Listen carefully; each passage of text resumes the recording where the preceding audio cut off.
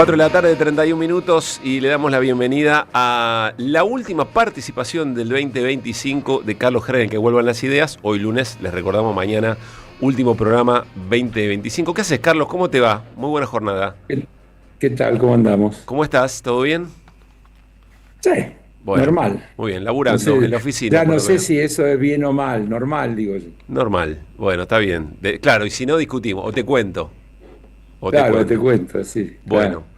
Estoy muy tentado de mostrarte el look que tienen Mariano y Gabriela, pero no Dale. voy a anticipar. Bueno, a ver, No, dale, Sí, ahora ya que lo así, le dijiste. claro. pido a la producción, a la operación de video. Mirá cómo están.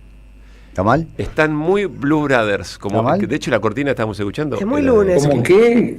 Blues Hablame en Brothers. castellano. No, si se llaman ¿te das así, ¿qué cuenta? querés que haga? Si la banda se llama así. Habla en español. Blues Salamín. Brothers, esta cortina, ¿no es Los los hermanos Blues Azul. Brothers? No es. Sí, Blues Brothers, ¿o no? No, Estoy me casi suena más seguro. a la Bispón Verde, Bueno, algo de está eso. Eso quiere decir hermanos azules, algo así. Claro. No, hermanos del blues. O triste. Del Hermanos blues. tristes. También es hermanos azules. No, Carlos, blues, tenés razón. blues. En fin. De blues también. Bueno, no sé por qué Carlos se porque, bueno, se ve está- que es contagioso lo de Mariano. está imponiendo la moda de... Es que el sol está muy fuerte acá adentro en el No, estudio. pero el reflector, loco. el reflector. Ya lo dije 20 veces, el reflector lo liquida. Vos sabés que el Póngale otro un día reflector cuando- a- ¿Cuántos el años de televisión viernes- tenés? ¿Me molesta el reflector? ¿Qué quiere que haga? Pues sabés que el viernes casi llamo a la tele cuando estaban ahí y digo, che, mirá qué bien vestido que está Mariano hoy. ¿Y qué tenía puesto? Una remera. ¿Y está bien? Y te quedaba muy bien, estaba muy elegante, estaba bárbaro. Mirá qué lindo esto que tengo acá. Pero esperá, que Y te yo no diga... dije nada, no dije que hoy no estabas bien. De tanto Dije- verte, que te digan un día que bien está vestido Mariano hoy, quiere decir que el resto lo- Estaba claro. con una remera de cuello, me parece. Por eso. Una chomba, Una tipo chombita, chomba, sí. muy bien. Bueno, Carlos... No sé, no me acuerdo, pero te estuve llamó a la punto, atención. Dije, no voy a hacer, parece una choluleada, no lo tuve. Yo sé que estás enamorado Ahora de mí. te en el mira, fondo. Carlos, te Yo mira. sé que estás ¿eh? enamorado de No, mí en el no. fondo. Bueno, la verdad. Ahí está, a la vejez viruela. No, te iba a decir, en casa no tengo fondo, En el fondo, claro. Está bien. que vivo en departamento. Está bien, buena el contraataque. Bueno, Carlos, varias cosas. Parece, nos pasó lo mismo el viernes, ¿no? El viernes decíamos, viernes, 26 de diciembre, todo muy fiesta, y la verdad que no, hay intensidad. Me gustaría pedirte, antes de algunos temas puntuales del día, me gustaría pedirte, no sé si un balance, que me parece por ahí muy abarcativo, muy pretencioso, pero sí alguna reflexión sobre cómo terminamos el año en lo político. Sobre todo porque, el viernes el gobierno consigue efectivamente ese presupuesto 2026, desde ya con lo que pasó en diputados previamente, pero parece otra vez en la cima, ¿no? Dicen los No, chicos bueno, hoy, en su prime, dicen los pibes hoy. Yo creo que no. Bueno, a ver. A ver, yo me voy a ratificar en lo que dije en varios de tus programas diversos. Yo creo que el día que se trató el presupuesto en diputados hubo un punto de inflexión del aura triunfalista que se había instalado el 26 de octubre. También dije, si querés buscarlo, que eso no quiere decir que el gobierno va a perder todas las batallas y que de ahí en más no le va a ir bien, ni nada por el estilo. Yo dije, punto de inflexión. Va a haber situaciones diversas, y también creo que hemos hablado varias veces de que esos gobernadores que llaman amigables, para utilizar la misma terminología, o dialoguistas, como que dialoguistas son todos, el asunto es que se dialoga, no que si se dialoga Eso o es no. interesante, por eso si no pone al resto, al que no tranza, lo ponen Por en eso, no diálogo, por y eso no es digo, cierto. por eso hago la aclaración. Por eso dije amigables. Algunos le dicen dialoguistas son todos. Esos amigables en realidad eran, en general, parte de Juntos por el Cambio. Después, por distintas razones, se fragmentaron, se agrupan diferente y demás. Pero desde el punto de vista de modelo de país, no tienen grandes diferencias con el proyecto de Milei. No, el problema Eh, eventualmente son, aunque sean de distintos tipos de peronismos, el problema son los que sí, fueron sí, los gobernadores claro, peronistas, digamos. también eso es una simplificación porque el peronismo siempre tuvo a su interior sectores de derecha y de izquierda, más de derecha y más de izquierda, qué sé yo, del centro, y que se han agrupado y reagrupado y unido y desunido infinidad de veces desde que yo tengo uso de la razón y memoria. En el movimiento obrero ha pasado exactamente lo mismo, por eso ha habido en algún momento varias CGTs al mismo tiempo, por eso en algún momento se crearon las CTA, y todo eso marca la existencia de, yo diría que más que matices, de líneas diferentes que en algún momento han tenido, se han logrado imponer. Va a ver, ¿qué fue el menemismo? Porque el menemismo era el peronismo. Y el proyecto económico del menemismo no era diferente del actual. Claro. Coincidía en la idea de achicar el Estado, de privatizar todo lo que sea estatal será O sea, en privatizado. algún punto es una consecuencia de la discusión interna por la hegemonía, por la línea hegemónica o dominante del peronismo hoy. Sí, o también un reflejo de lo que está instalado en la sociedad y de los matices que tiene ese pensamiento en la sociedad y cuáles de esas corrientes logra aparecer como conducción Claro. en cada momento. El kirchnerismo nace después de la crisis que genera la convertibilidad que es producto del menemismo.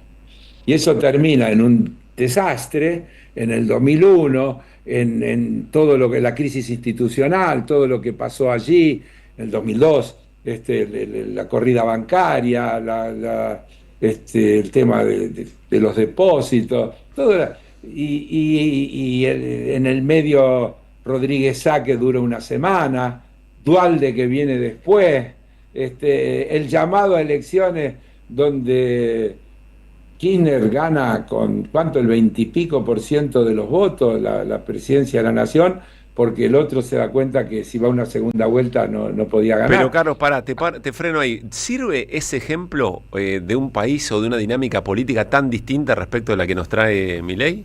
¿Sirve ese espejo?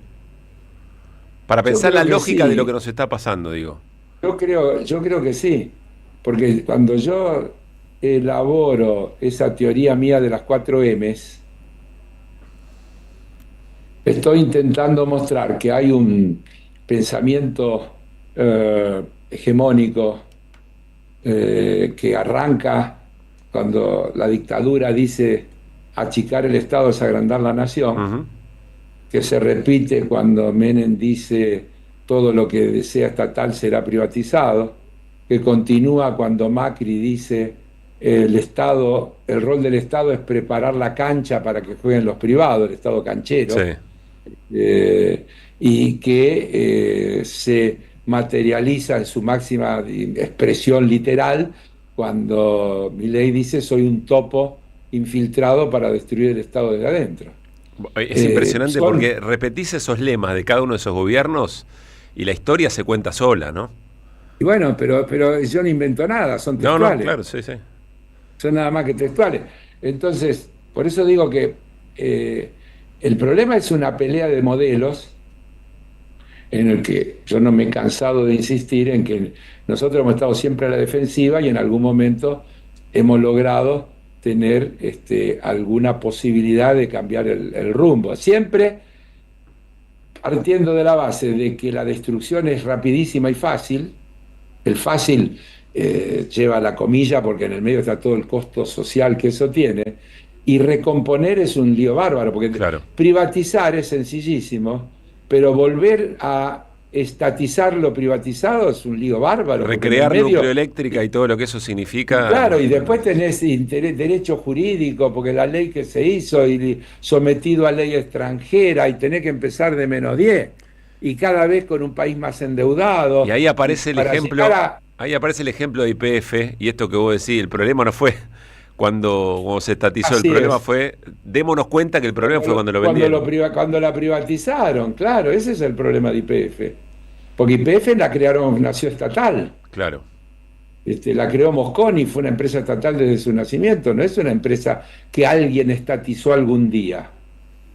Ahora vuelvo a la pregunta, porque todo esto arranca, estás tomando carrera para decir que Milei no está tan, o que el gobierno no está tan en el tope de la ola, decís. Vos decís que porque termina el año con un vaivén de sensaciones que el gobierno lo interpreta. El presupuesto que se aprobó no es el presupuesto que ellos querían. Tampoco es el que queríamos nosotros, lejísimo, nosotros estamos en la antípoda de eso. Pero el porrazo que se pegan en diputados con el famoso capítulo 11, desde luego que le sirve de experiencia, y en senadores, pero lo hemos visto en los diarios, le dieron ATN a las provincias que le votaron a favor en la semana antes. El mismo día de la sesión sale la foto de Santilli negociando con Torres, el gobernador de Está bien, de Carlos, Chubut. pero seguir diagnosticando la actitud del gobierno, que en los términos en los que No nosotros... estoy diagnosticando. No, está bien. Seguir caracterizando el modo en que el gobierno construye esa mayoría muy holgada, dicho sea de paso, para un presupuesto, es cierto que no es el que quería, pero es muy ajuste. Sí. La verdad es que, bueno, lo hace porque puede. Evidentemente Obvio. pudo, y Ya sé, ahí está sí. la preocupación, digamos, ¿no? Y va a poder mientras, y acá el principio elemental de la física, mientras no exista otra fuerza de igual o superior intensidad y de sentido contrario que se le oponga. Entonces el gran desafío de este año Es construir eso, es así. No hay, lo otro está bien que lo expliquemos, que rezonguemos, que nos quejemos, pero como a un aporte a ir creando las condiciones para que se pueda construir esa fuerza de intensidad y sentido contrario capaz de ponerle un límite. Bien. Es así. Si la elección de medio término hubiera sido distinta, ese límite hubiera estado en alguna medida puesto. Acordate que yo decía, incluso frente a algún reclamo, o sea, el Parlamento no es el ámbito de construcción de las políticas públicas, pero sí el ámbito de contención para que el Poder Ejecutivo no avance en determinado sentido. Claro. Entonces, en el medio aparece Trump, Benson, la ayuda, señoritas están muertos, ¿qué quiere que le haga? Uh-huh. Y si los ayudamos, los salvamos, y si no gana el pollo mío, se van a morir. Sí. Bueno, todo eso, todo jugó, porque si no, cuando yo hago la descripción que hago al día siguiente de la elección, y digo, para mí, el día siguiente de lo del 26 de octubre, que yo digo, había una Argentina hasta el 15 de octubre, hay otra Argentina que se empieza, del 15 de octubre después del 7 de septiembre, ¿no? Porque si no está mal también. Porque el 7 de septiembre es un resultado que tampoco nadie esperaba. Nadie esperaba. Sí. Nadie esperaba. Se suponía que en la provincia se podía ganar, pero de una manera ajustada. Era más, hasta una semana antes las encuestas la daban ganadora a la Libertad Avanza en la provincia de Buenos Aires. Acordate que era así. El resultado fue una sorpresa.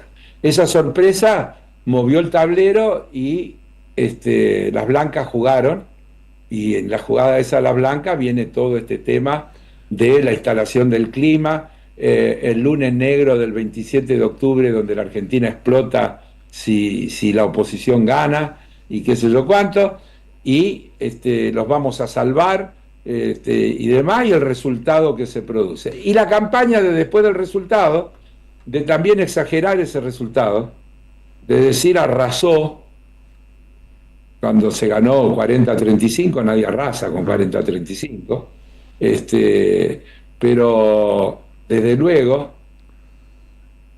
el oficialismo logra recomponer esa alianza que tiene con la que arranca en el 2024, donde tampoco arrasó, gana con lo justo, porque la composición de las cámaras es la de la primera vuelta, y entonces tiene una composición donde la sumatoria de los otros le da mayoría, y con eso aprueba todas las leyes que aprueba el primer año, pero con esa misma composición, no sé por qué te estás riendo. No, por Mariano, sí, dijo Mariano fuera de aire, que de hecho perdió. Dije, de hecho perdió, ganó Massa en la primera vuelta. De hecho, en primera vuelta perdió, Por exactamente. eso dije, de hecho perdió. Claro, pero lo que pasa es que después con es eso el resultado real y lo que podés hacer con eso. Siempre. Y ahí el que y gana porque va a tratar de hacer, Siempre. va a tratar de construir esa narrativa. La borocotización de la política se ha naturalizado de tal manera que se convierte en meritoria. Está bien, pero está bien y tiene todas las características negativas que le queramos dar. Pero el gobierno lo interpreta, lo hace y lo lleva adelante. Y sí, volvemos está bien. volvemos a poner podemos... volvemos a poner el desafío de construir la fuerza alternativa en términos físicos, como lo planteaba. Digo otra cosa, hay Carlos. Un tema. Dale, a ver, cerrá esa Déjame idea. decir algo antes. Porque ahí hay un tema casi dialéctico de cuando Perón dice con los dirigentes a la cabeza o con la cabeza de los dirigentes. Es decir, hay una dialéctica que se sintetiza en los dirigentes que tratan de convencer o las masas que empujan a los dirigentes. Bueno, eso tiene que producirse. Y se tiene que producir como, yo qué sé, porque la historia muestra que se produce de maneras diversas y que lo que nosotros podemos hacer es ayudar a que se entienda. Claro, a empujar. No sabés cuál es mejor, no sabés cuál es el punto de contacto que te produce esa alquimia, pero tenés que empujar. Nosotros podemos ayudar a que se entienda, que es lo que tratamos de hacer todos los días. Explicando, repitiendo, a veces otra vez voy a decir la misma cosa, la misma frase, pero la verdad que es así porque los escenarios, cuando yo hablo de las 4M, porque más allá de las personalidades, más allá de las limitaciones, porque está la vieja cosa de Martínez Dios diciéndole a Piña, hacía falta un gobierno legal para poder hacer los cambios que nosotros no podíamos hacer porque no teníamos la legitimidad que tiene Menem, en aquel reportaje del año 95, nos dice, lo que nosotros queríamos hacer lo pudo hacer Menem porque tenía la legitimidad que nosotros no teníamos. Claro. Y Milei también tiene esa legitimidad, que le da ese voto que obtiene. Se me ocurre, Cuelo, lo que te iba a decir, el calendario tiene sus caprichos, entonces nosotros hacemos un balance cuando está cerrando el año, pero quizá en febrero, en el debate de la reforma laboral, ahí tengamos un poco más de precisión de dónde estamos parados, ¿no? Y seguramente será otro hito y veremos si se repite tal cual. Porque también el gobierno, que ya lo intentó en diputado le salió mal. Poner en el capítulo 11 todo lo que quería que no se apruebe o que se anule o se modifique. En el Senado lo metió en el capítulo 2, donde quiero aclararle a la gente, si no lo sabe, que es si el capítulo 2 se rechazaba, no había presupuesto. Que eso también condicionó a muchos a tener que acompañar. Porque hicieron una jugada. El capítulo 2 es el capítulo donde están todos los gastos del presupuesto. Y los recursos, se cae a todos si se cae al capítulo 2. Y creo que con eso hicieron una enorme presión sobre esos amigables, o aquellos con ganas de acompañar, o esos que dudan si acompañar o no acompañar, que tenían que cargar con la responsabilidad de votar que se caiga el presupuesto y que le digan que no hay presupuesto porque no acompañaron. Solo agrego, entiendo que no estás justificando, estás tratando de no poner arriba de la mesa. No estoy justificando nada, estoy tratando de explicar las complejidades. Está bien. Bueno, Carlos, tratando de tengo, explicar las tengo complejidades. 3 nombres propios para compartir con vos. Si le metemos pata, llegamos a los 3. Tengo Dale. un Lamelas, tengo un Macri, tengo un Caputo. ¿Querés elegir o vamos tirando? Mirá, dale. Bueno, vamos a arrancar de mayor rango a menor. Si les parece, arrancamos por Te Lamelas. quiero ver, claro. Ah, la mela. Arrancamos por Lamelas. Y claro, el virrey primero. Está bien. Dame el 3, Charlie, cuando puedas. Lamelas, recordemos, Peter Lamelas es el embajador estadounidense en la Argentina que habla un casi perfecto español, porque, como bien aclaraba Luispa en producción, no es hijo de... Eres cubano. Es cubano, era Es muy cubano, chiquito, cubano. se fue a los 4 años, pero es cubano. Sí. Bien. Lamelas, sí. Lamelas sobre la protección de Argentina. Escuchen esto. Prevenir que los chinos están pescando y cogiendo los recursos de los argentinos y algo que es muy necesario. Entonces, la modernización de la militar argentina es muy importante para los Estados Unidos y los Estados Unidos están dispuestos a todo lo que quiera Argentina, a discutirlo, a verlo cómo podemos ayudarlo. Vienen 2 partes. Una entrevista que le hicieron a Lamela muy interesante, hay que decir, en términos de escucharlo y analizar políticamente. Vienen 2 partes. Primero acá la preocupación de Estados Unidos y de Lamelas porque los chinos se lleven la pesca ilegal de los recursos de la Argentina. Y segundo, habla del acuerdo, del famoso acuerdo marco con Estados Unidos y dice lo siguiente. No, el acuerdo ese, de lo que entiendo, ya se negoció. Están esperando lo que se dice small print o la palabra chiquita.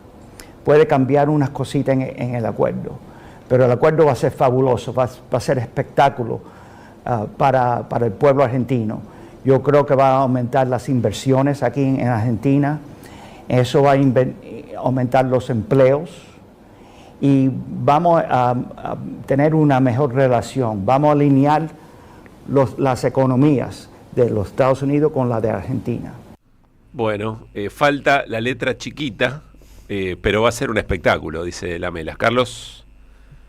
Sí, bueno, primero, efectivamente, el acento cubano es inconfundible. Así es. Bastante. Habla Se como tropieza un cubano. poquito. Se tropieza, son muchos No, años. no, pero habla con la L esa Sí, que sí. usan los... Sí. El acuerdo. usan Sí. Sí, el acuerdo, dice, el acuerdo. Y vamos para adelante. Mira, la primera cuestión es la flagrancia.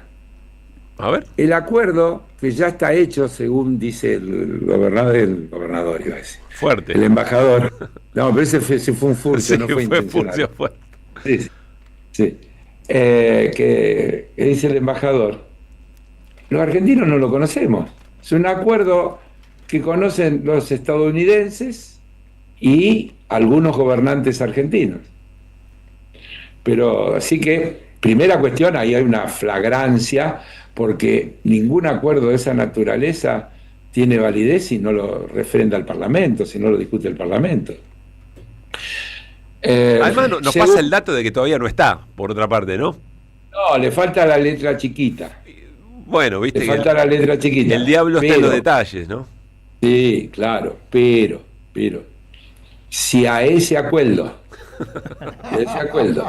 El Heller sin la presión legislativa nos está encantando, Carlos, te quiero decir. le agrego no sé cómo es la carta esa que de relaciones internacionales, el posicionamiento internacional del gobierno norteamericano, Sí, donde reafirma la doctrina Monroe para la región con el toque Trump, y habla de la no presencia de ninguna nación extracontinental en la región y de una cantidad de cosas. Bueno, está claro a dónde nos quieren llevar y lo que se viene. Sí, Efectivamente. Lo único que no es cierto sí. es que se van a crear empleo, lo otro todo puede ser que sea verdad. Bueno. Que van a venir las inversiones, que van a venir a tratar de llevarse el litio, el cobre, el oro, bla, bla, bla, bla, debe ser cierto. Con lo cual Lo el, que el problema creo- no es China que se lleve los recursos, que se lo quiere llevar ellos. Así es. Ah, Hablando de Este, empleos, si te parece, sí. cambio de nombre propio y por orden de jerarquía voy del embajador estadounidense al presidente de la Nación, Javier Milei. sobre puestos de trabajo. Escucha. Mire, cuando alguien habla de un tema, usted le tiene que hacer las 3 preguntas que le hacía Friedman. ¿Usted sabe que eso es así? ¿Usted cree que eso es así? ¿O usted quiere que sea así? Claro.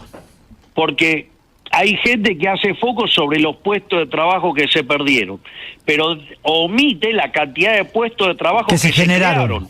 Entonces lo que importa es el neto, y en el neto aumentaron más de 250.000 puestos de trabajo, y si usted considera el impacto del aumento de la población económicamente activa, el número es muchísimo más grande todavía.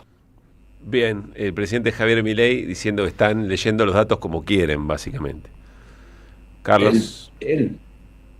¿Eh? No, Milei dice que quien escribe... yo creía que vos estabas diciendo que él estaba leyendo los datos como quiere. No, eso lo estaba diciendo vos. Yo no lo dije, ¿no? No, él dice... Bueno, lo digo yo, si Ay. no se pongan de acuerdo. No hay problema. Primero. No sé de dónde sale ese dato de que se crearon, al margen de calidad, 200 y pico más de 1000 empleos que los que se perdieron. No porque él cuenta monotributistas y autónomos. No, pero igual creo que no es, pero no importa. Pero igualmente a mí lo que me impresiona de este fulano que nos gobierna es que... Milei, Javier Milei. Sí, que vive en un mundo paralelo. Eso me vuelve loco, porque si No, vos además, no tenés, la primera cosa- registro de lo que está pasando, ¿cómo solucionar Claro. los problemas? No, yo no sé si Milei no tiene registro. Milei si hay algo que hay que reconocerle, que es un gran propagandista, Milei. Él propagandiza muy bien sus ideas y lo hace con una convicción que hasta parecen ciertas. Con estilo y la firmeza, hay que reconocerle ese mérito. Porque cuando vos lográs que poder decir que es lo mismo alguien que lo echaron del CONICET, comparable con alguien que reparte un paquete de Rappi, y lo igualás, ya estás cometiendo como mínimo un error grave. Yo creo que en eso él está convencido. Después. En el nombre del emprendedurismo. Cuando vos, sí, claro. Pero, ¿cuántos meses hace que estaban discutiendo el tema de la moratoria previsional y decían, y la gente que no hizo los aportes, ¿cómo ahora nos tenemos que hacer cargo de la gente que no hizo los aportes? Todo ese supuesto trabajo que se está generando de gente en la informalidad que no hace los aportes, ¿cómo se va a resolver en el futuro? Y ahí volvemos a lo anterior cuando hablamos de las mochilas que quedan cuando vienen gobiernos que quieren cambiar las cosas. Toda esa gente que deja de hacer aportes, todos esos aportes que se dejarán de hacer por la reducción de aportes patronales si se aprueba la reforma laboral como viene planteada. Todo ese desfinanciamiento que va a tener el sistema previsional, ¿quién se va a hacer cargo? Y los ¿Cómo jubilados. y con qué recursos? Los jubilados, la respuesta es muy clara. Se van a hacer cargo de los No, jubilados. los jubilados lo van a soportar. Claro, por eso van a cobrar mierda, entonces, así. Claro, los muy que bien. van a pagar son los jubilados. Entonces después otra vez le vamos a decir, y si no tuviste aporte, jodete. Claro. Si tenés algún hijo o nieto que te sostenga, bien, y si no, qué sé yo, dormí en la calle, hermano, Claro. ¿qué querés que te diga? Voy a ir al tercer personaje, nos queda poquito, Pero pero... ¿está suficientemente contestada la pregunta? Sí, está la observación. Bien. Casi es un compartir, ¿no? Reflexiones. Voy a el último nombre propio, que es Luis Toto Caputo, ministro de Economía, que posteó hace un rato lo siguiente: si en sus bancos les piden cosas de más, léase romper las pelotas, no pierdan su tiempo. Es de ayer, ¿no? ¿Es de ayer? Es de ayer. Sí. Pueden ir al Banco Nación, donde su presidente dará la instrucción de cumplir estrictamente con la ley. Esto es que la persona solo tenga que mostrar que se ha adherido al régimen de ganancia simplificado. Depositan sus dólares en el banco, pueden disponer de los mismos inmediatamente para realizar el consumo que quieran o para ahorrar ganando un interés, como en cualquier lugar del mundo. Esto está gira alrededor de la idea de Doras del Colchón a mí. Le respondieron los bancos de eso. ¿Le respondieron los bancos? Me perdí ese Sí, capítulo. le respondieron los bancos, le dijeron, mirá, nosotros tenemos regulaciones que tenemos que cumplir. ¿Todo bien? O me la perdí pero nosotros esa. tenemos que cumplir algunas cosas, ¿no, Carlos? ¿Estás, Carlos? ¿Se nos cortó? Me parece que se nos cortó. Bueno, le respondieron los bancos. Ah, me había perdido el capítulo. Le respondieron los bancos, le dijeron todo fenómeno, señor secretario, ministro de Finanzas. Ministro de Economía. Ministro de Finanzas, Economía, de lo que fuere, todo bien, pero nosotros tenemos que cumplir reglamentaciones. O sea, no podemos hacer lo que usted dice.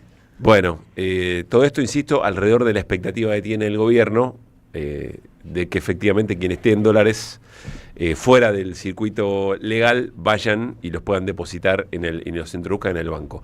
Ya lo había intentado el gobierno en su momento, claro. No le salió lo bien que quería, pero ahí vuelven a la carga.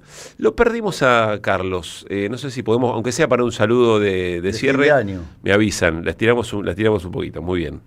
Bueno, tenemos que salir a hablarle del tema de Boca, la presión que le mete River a Boca. Sí, pero mirá la hora que se nos hizo. Y bueno, vos sos el que habla de boludeces, de economía, que soy. Como no nos está escuchando, lo importante no lo tocas. Les confieso que me encanta provocarlo. Estás hablando todo el tiempo de estupidez ahí, no, porque Milei, porque Macaputo, porque esto, por el otro. Hablemos de lo importante que es Boca, River. Rosario Central. ¿Cuál es el 6? ¿6 meses de qué? Ah, por 6 meses le renovaron a... No le renovaron. Tenía contrato. Tiene contrato vigente. Le mantienen el contrato. Claro, tiene contrato vigente hasta junio del 26. Charlie Escalante, en la puesta del aire, hincha de Independiente, claro, dice... Está haciendo terrorismo.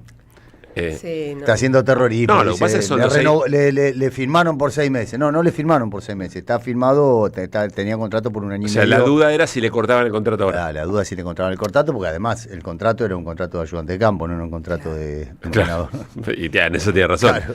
Pero además son los 6 meses de la fase de grupo de la Copa Libertadores. Exactamente. No es una pavada. Exacto. Bueno, a mí lo que pasa es que a Úbeda se le hizo todo un camino, una cuesta empinada cuando en el último partido, pero hasta ese momento venía bien, venía derecho. ¿Te acordás que arranca medio... ¿A quién no, Marian? Pues arranca medio tan variante con un partido con Defensa y Justicia. Después tiene un rush de varios partidos que gana, le va fenómeno, el equipo funciona mejor, sí. Lo pone el Changuito Ceballos, la cosa empieza como a fluir, y el último partido que es el de Racing.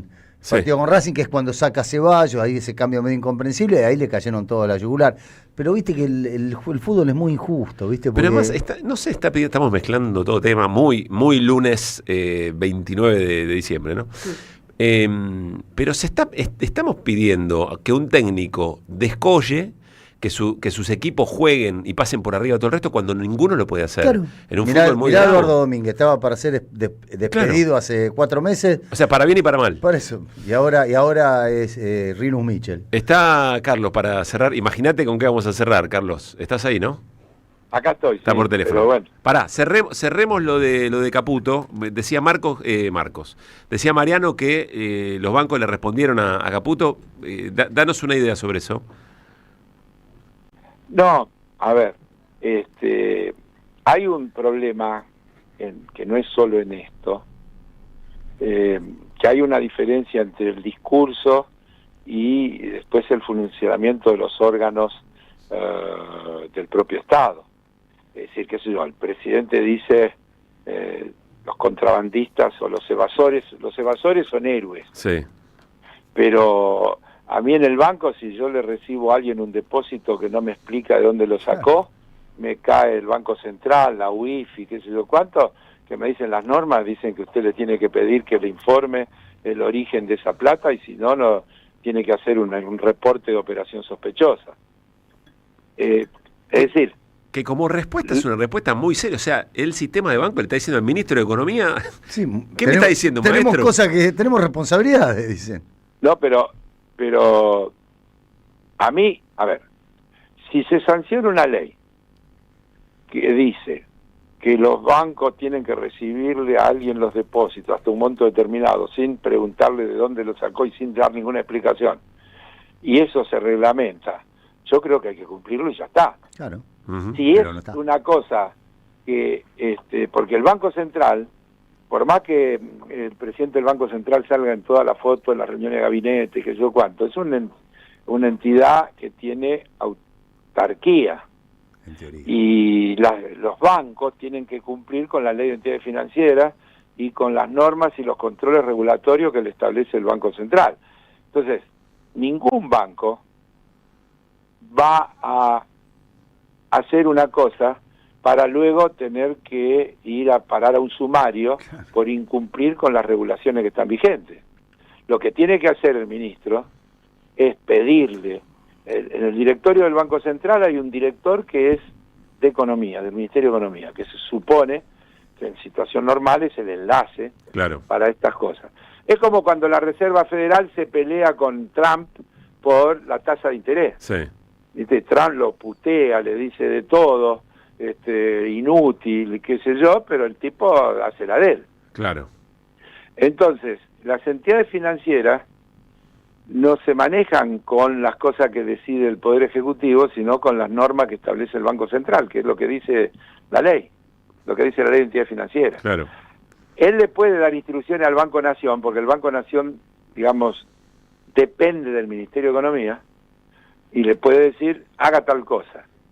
Pero es difícil que le diga al sistema financiero que haga cosas mientras el resto de las regulaciones y las normativas no se alineen con esto, que vos fijate, incluso ni siquiera está promulgada la ley, porque el viernes se aprobó en la Cámara de Senadores, que ahora todavía no es ley. Estamos hablando de inocencia fiscal, ¿no?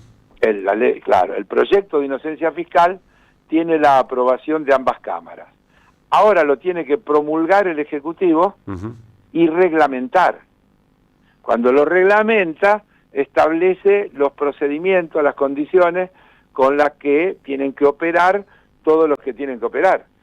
Caputo sale el lunes a la mañana a decir, o el domingo para el lunes, si usted tiene dólares y va al banco y no se lo reciben, vaya al Banco Nación que se lo van a recibir.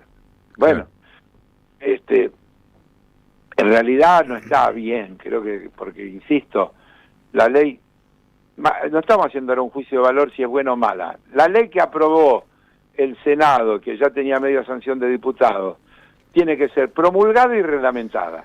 Y a partir de esa reglamentación, todos los agentes deben cumplirla. Bien. Y en esa reglamentación tienen que aparecer el rol que tienen que cumplir las entidades financieras y qué cosas le tienen que pedir o dejar de pedir. Ahora, eso no puede ser parte de un discurso porque lo dijo el presidente o porque lo dijo el ministro de Economía, porque después los órganos de supervisión actúan con independencia de esos discursos. Claro. Y a las entidades las siguen controlando y te siguen metiendo sumarios si vos no cumplís con lo que dicen las reglamentaciones de esos organismos. Y ningún funcionario de ningún banco, excepto un banco estatal como el Banco de la Nación, seguramente, y el Banco Nación no lo sé, pero digo, lo exceptúo, un banco extranjero va a hacer eso sin que haya una reglamentación que le diga que lo puede hacer, dudo. Claro, no alcanza con que el ministro de Economía diga no le rompa, es que no funciona no rompa así. La pelota a la gente, claro. Claro, no funciona bien. Así. Ahora, si la idea es, ya hay una ley aprobada, pero muy bien, que la reglamenten y que digan rápidamente, las entidades financieras no le tienen que pedir nada al que viene con dólares. Hasta $100.000 se lo reciben y le dan un besito y le agradecen porque está contribuyendo con el país que necesita dólares. Bueno, clarísimo, Carlos. Cerramos 5:10. Gran abrazo, buen descanso. Nos reencontramos en el 2026. Hemos compartido un año, me parece un año muy interesante, intenso, muy desafiante. Sí, nos vemos cada rato y seguimos en contacto y seguiremos tratando de contribuir con dudas, reflexiones, aportes en esto que es la batalla cultural entre dos modelos de sociedad, no hay otra. En el fondo es una pelea de dos modelos, una que quiere dejar todo en manos del mercado y otra que dice que la representación de los intereses de la mayoría se llama Estado y que ese Estado tiene que poner límites, reglas, regulaciones, para que eso pueda funcionar con todos adentro y no con una enorme porción afuera. Feliz año, Carlos. Igualmente, abrazo a todos y todas. Abrazo y abrazo Carlos, a la familia también. Chau, 5:10, Carlos Heller. En AM530 pasan muchas cosas. Y todo lo que pasa está en la red.